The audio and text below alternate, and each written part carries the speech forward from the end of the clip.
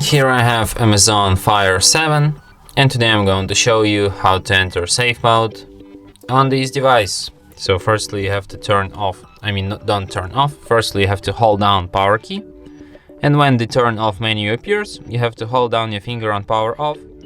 Then it proposes you to reboot to safe mode. Just tap OK and your tablet will be restarted in a safe mode.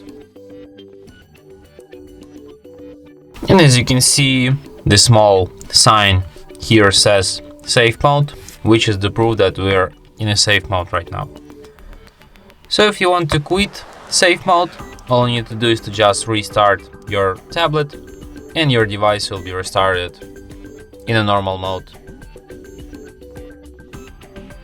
And that's it. Thanks for watching.